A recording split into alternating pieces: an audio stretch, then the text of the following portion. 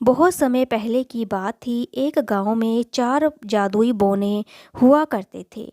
ये बौने पूरे गांव में घूमते और किसी को मदद की ज़रूरत होती तो उसकी मदद किया करते थे। एक दिन ये चारों बौने रोज की तरह गांव में घूम रहे थे कि अचानक इनको किसी बच्ची की रोने की आवाज़ आई।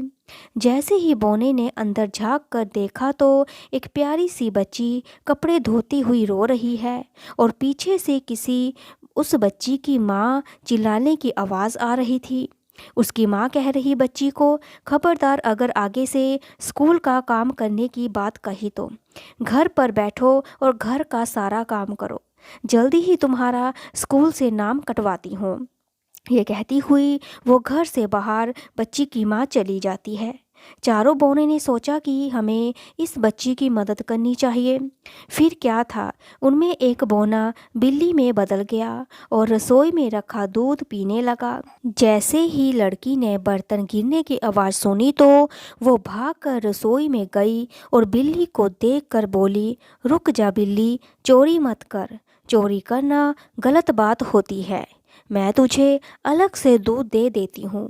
अगर मेरी माँ को पता चल गया कि बिल्ली ने दूध जूठा कर दिया तो वो बिना सोचे समझे पता नहीं क्या सज़ा मुझे देगी। ये सुनकर वो बिल्ली बोली, मुझे आज तक किसी ने ऐसा नहीं बोला। हर कोई मुझे मार कर भाग देता है और तुम बहुत नेक दिल की लड़की लगती हो, लेकिन तुम रो क्यों रही हो?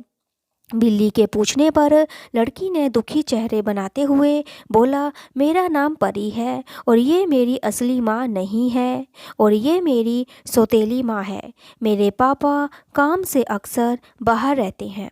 माँ मेरे साथ बहुत बुरा बर्ताव करती है और पापा मेरे बात का विश्वास भी नहीं करते, इसलिए मुझे माँ की बातों का बहुत बुरा लगता है। मेरी असली माँ होती तो मुझे इतना बुरा भला कभी नहीं कहती और मुझे पढ़ाई करने से भी मना नहीं करती। ये सब सुनकर बिल्ली ने दूध खत्म किया और वहाँ से चली गई और परी अपने काम करने के लिए जाने लगी।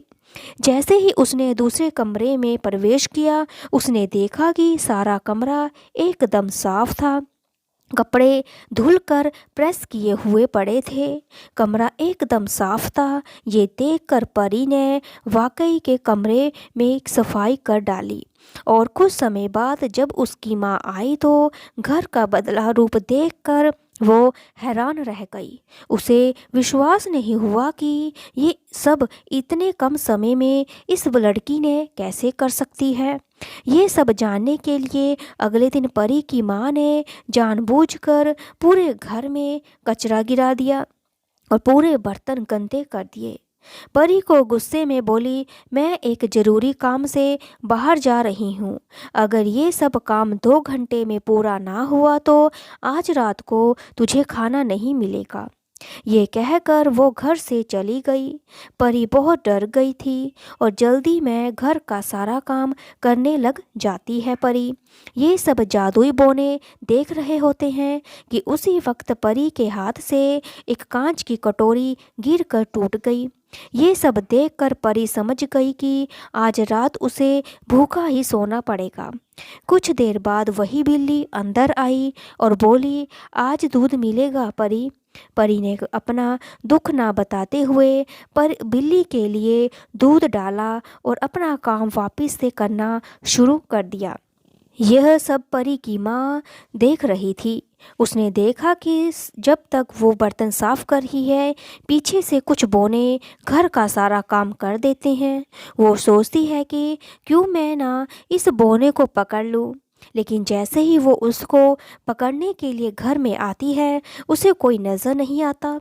लेकिन घर का सारा काम हो चुका था, घर पूरा साफ था। ये सब देखकर परी की माँ को गुस्सा आता है और वो गुस्से में परी की पिटाई करने लग जाती है। माँ, और बता कहाँ है वो बौने, बता कहाँ है वो बौने। परी, मुझे कुछ पता नहीं माँ, आप किसकी बात कर रहे हो? मैंने तो एक बिल्ली को दूध पिलाया था, लेकिन उसकी माँ ने एक बात ना सुनी और परी की पिटाई करनी शुरू कर दी।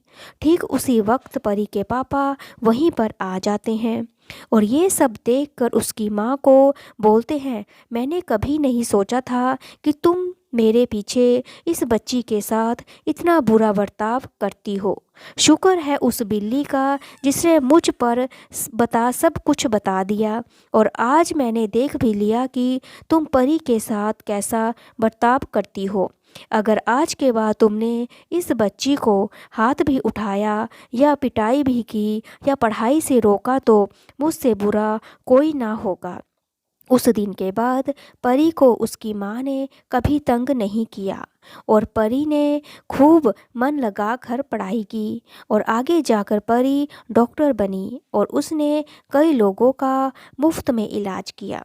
शिक्षा इस कहानी से हमें मिलती है कि अच्छा करने वालों के साथ हमेशा अच्छा ही होता है, और कभी भी किसी के साथ बुरा नहीं करना चाहिए, और अच्छा करने वालों के साथ कभी भी बुरा नहीं होता।